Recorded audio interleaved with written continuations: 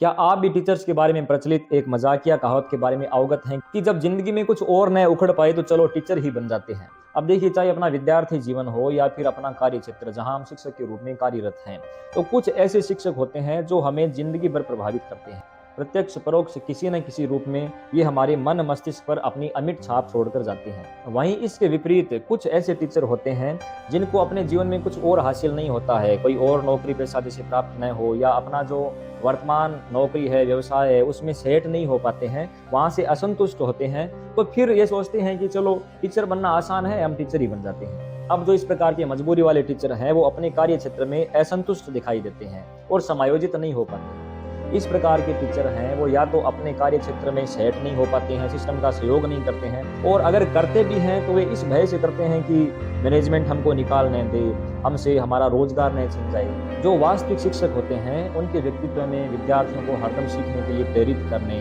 नई नई शिक्षण विधियों को काम में लेने, खुद जिज्ञासु बने रहने और विद्यार्थियों को भी जिज्ञासु बनाने और हरदम कुछ नया रचनात्मक करने की जो योग्यता है वो उनके व्यक्तित्व में होती है। ऐसे जो शिक्षक हैं वो कक्षा तथा कक्षा से बाहर, प्रार्थना सभा, चाहे खेल का मैदान हो, विद्यालय की सांस्कृतिक गतिविधियां हो, हर गतिविधि में ये आगे नजर आते हैं, मंच पर नजर आते हैं, नेतृत्व करते हुए नजर आते हैं और अपने कार्यों से अन्यों के लिए उदाहरण पेश करते हैं। वहीं इसके विपरीत जो मजबूरी वाले शिक्षक हैं वो केवल बच्चों को पाठ्यक्रम पूरा करवा देने और फिर उसका रट्टा मरवाने, इसी में अपनी जिम्मेदारी पूरी कर लेते हैं और पूरे सेशन में, पूरे सत्र भर वे यही करते रहते हैं। ये अपनी कक्षा में इस प्रकार का माहौल बनाने में अक्षम रहते हैं कि जिससे बच्चा है वो डर करके रट्टा न मारे, डर करके पाठ याद न करे या पढ़े, बल्कि इसके विपरीत वह प्रेरित होकर के पढ़े। स्कूल में क्या हो रहा है, क्या होना चाहिए, किस प्रकार का होना चाहिए, क्या ठीक है क्या नहीं है,